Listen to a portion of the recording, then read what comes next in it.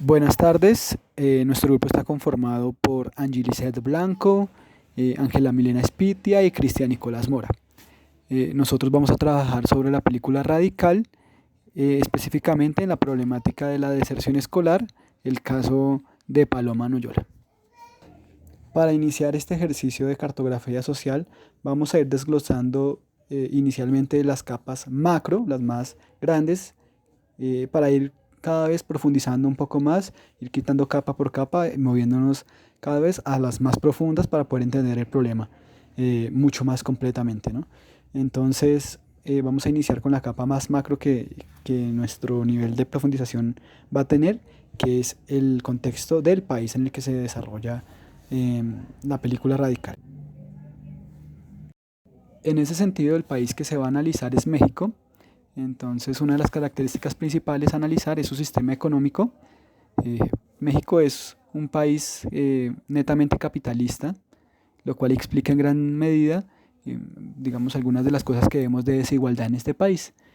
Aquí vemos que aunque tiene una economía mixta con sector privado es significativo, o sea, donde prima es el capital fuertemente, hay una intervención leve estatal en áreas como energía, telecomunicaciones y finanzas, ¿no? Entonces, que también vemos aquí que es una de las economías más grandes de América Latina con una base diversificada que incluye manufactura, petróleo, turismo, agricultura y servicios. Aquí es importante mencionar que México es muy fuerte en todos los que son el primer sector de la economía, el sector de materias primas, ¿sí? Y ha generado en lo largo de los años reformas económicas para promover la apertura comercial y la inversión extranjera. Entonces aquí han hecho tratados de libre comercio con América del Norte, el TLCAN o TMEC y otras políticas de liberación. Aquí es importante mencionar que México en estas relaciones comerciales digamos, proveer materias primas, pero las materias primas no necesitan mucha tecnología para producirse, entonces hay muchos países que también le compiten como proveedores de estos recursos naturales y recursos del primer sector. ¿Qué pasa? Que México no tiene una industria fuerte, entonces estos productos salen al exterior, ahí donde, digamos, por ejemplo en Estados Unidos es uno de los lugares donde más digamos, se genera la industria y vuelven estos productos mucho más caros al país. Entonces se generan unos lazos de dependencia con ese tipo de países. Y aquí es importante mencionar que todo esto hace que el crecimiento económico de México no se pueda dar de la forma que se da en países mucho más desarrollados. Otra de las características de México es su sistema político. Entonces México es una república federal, presidencialista, con un sistema de gobierno democrático. Entonces aquí el presidente es el jefe de Estado y de gobierno con poderes muy parecido acá, que es ejecutivos, legislativos y judicial. Obviamente pues el presidente está en la parte ejecutiva y el país está dividido en 32 estados, un distrito federal que es Ciudad de México, cada uno con su propia legislatura y gobierno local, pues como es la característica principal de las repúblicas que son federales. En cuanto al sistema educativo, es un sistema que consta de educación básica, media superior y superior. Aquí la educación básica es obligatoria y es gratuita. Consta de preescolar, primaria y secundaria. La educación media superior incluye preparatoria o bachillerato y la educación superior abarca universidades e institutos tecnológicos. Aquí es importante mencionar que en este sistema educativo mexicano persisten desafíos como la falta de infraestructura adecuada, hay una desigualdad regional y hay una calidad muy variable de la enseñanza, como hay unas instituciones muy de alta calidad en varios ítems, hay unas que tienen carencias muy fuertes en toda su estructura y en muchos de los ítems en cuanto a educación. En cuanto a la población mexicana, la población es alrededor de 128 millones de habitantes, lo que lo convierte en el país más poblado de habla hispana en el mundo. La tasa de crecimiento de la población ha disminuido en las últimas décadas, pero sigue siendo relativamente alta en comparación con otros países. La migración interna es significativa, con personas desplazándose desde áreas rurales a urbanas en busca de oportunidades económicas. Y México también es un importante país de origen, tránsito y destino para la migración internacional, particularmente hacia Estados Unidos, debido a factores económicos y sociales en ambos lados de la frontera. México es la frontera con Estados Unidos y pues, Estados Unidos, al ser una potencia económica, genera un fenómeno de migración masivo. Entonces, no solo desde México, sino desde muchos lugares de Latinoamérica, pasan por México para poder migrar hacia los Estados Unidos y en gran parte de forma ilegal. Continuando con todo el contexto de Paloma, debemos tener en cuenta a Tamaulipas. Tamaulipas es oficialmente un estado libre y soberano. Es uno de los 31 estados que junto con la Ciudad de México forman México, de hecho, y este estado adopta una forma de gobierno republicano, democrático, representativo y popular. Siendo precisamente la base de su organización política y administrativa el municipio libre, en los términos establecidos por la Constitución Política de los Estados Unidos Mexicanos. El mandato del gobernador es de 6 años, que son totalmente improrrogables.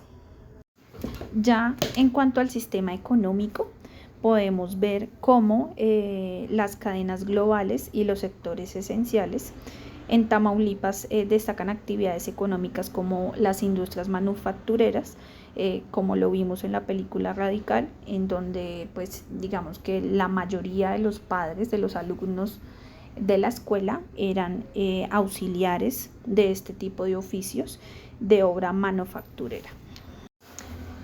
En cuanto al sistema de pobreza, o bueno, el símbolo que colocamos de pobreza, podemos ver cómo en Tamaulipas, en el último estudio que fue dado de 2008 a 2018, se incrementó el 1.2% al pasar de 33,8 a 35,1.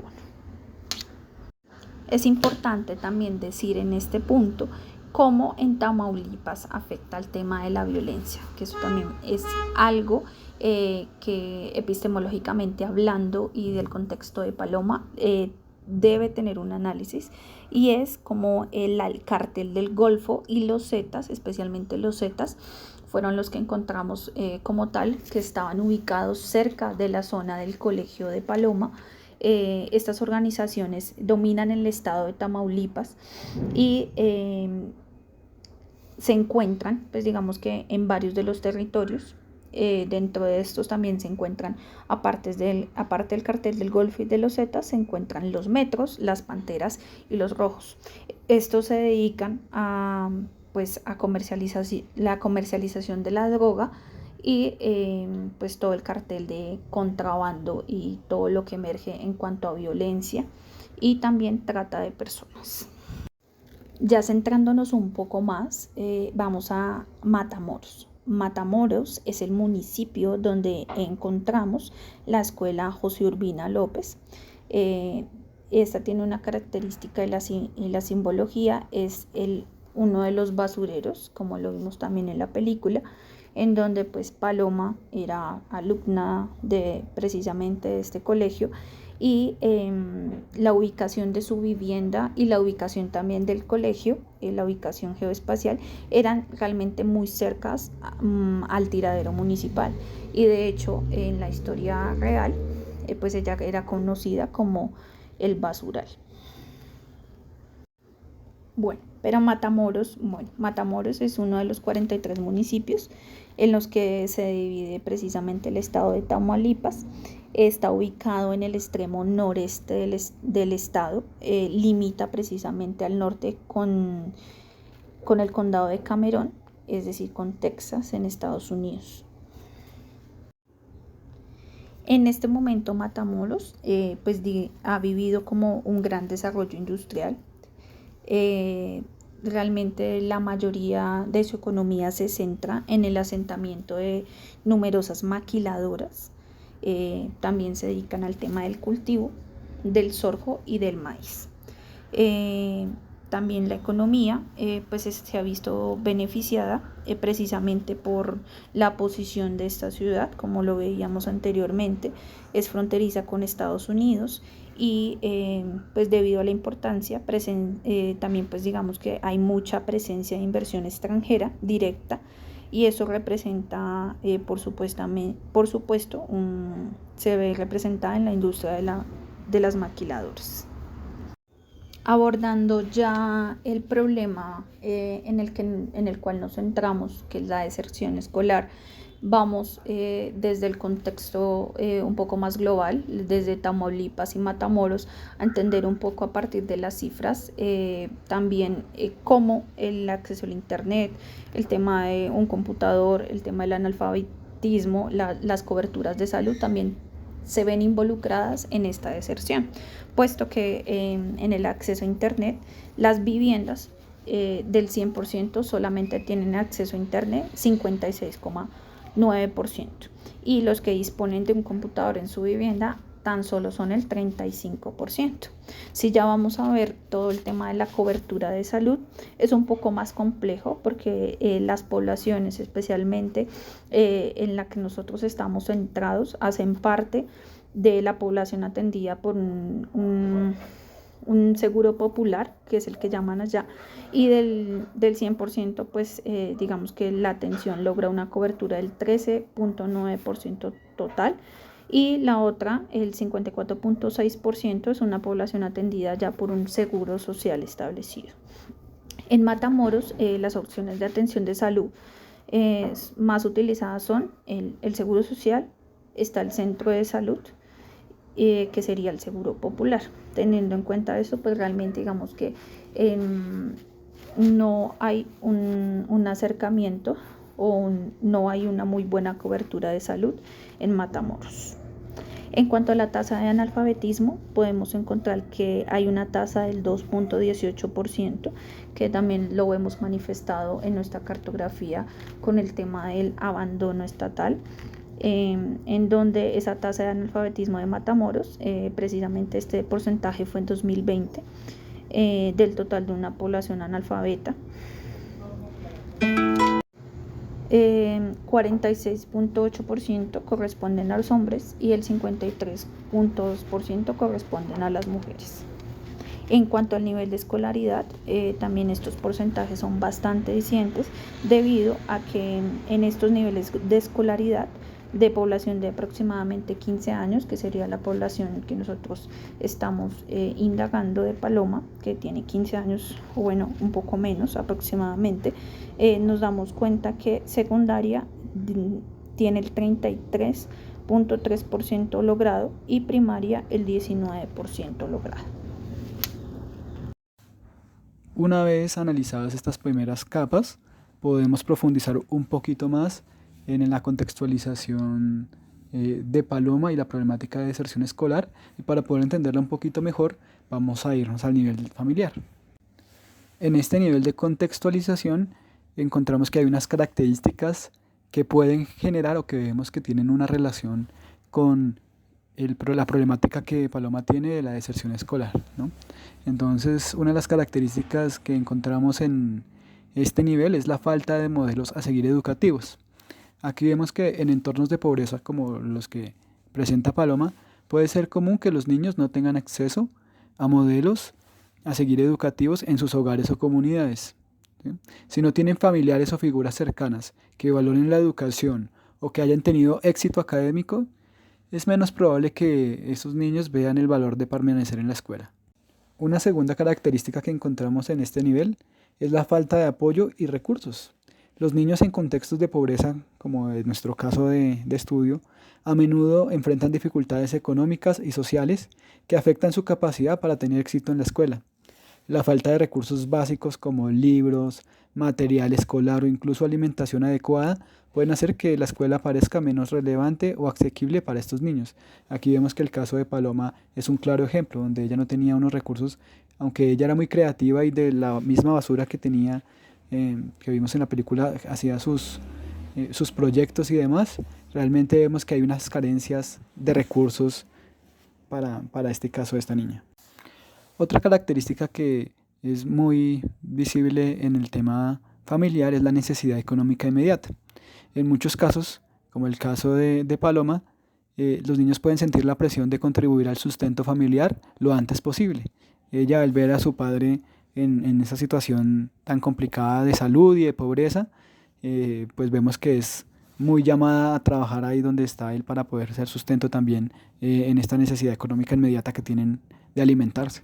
Entonces esto puede llevarlos a abandonar la escuela en busca de trabajo, especialmente si no ven una alternativa clara en términos de oportunidades educativas o laborales futuras. Para ir cerrando un poquito esta capa o este nivel de profundidad, vamos a hablar un poco de la desmotivación y la falta de esperanza, ¿no? Aquí la falta de perspectivas de futuro claras pueden llevar a una sensación de desesperanza entre los niños en contexto de pobreza, como fue el caso de Paloma en el momento en el que ella abandona o digamos que deja la escuela.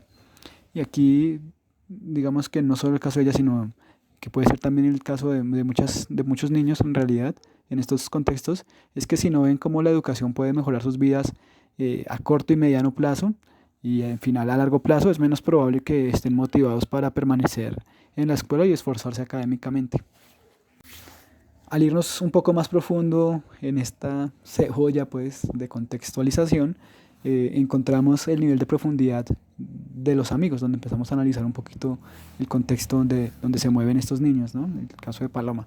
Pues aquí vemos que realmente ella no es tan amiguera, pues, pero sí vemos que los niños con los que se rodean y demás, como el caso del niño que en la película muere, pues son contextos de pobreza, contextos de falta de recursos. Vemos que comparten muchas de las características de lo que veíamos de la familia, ¿no?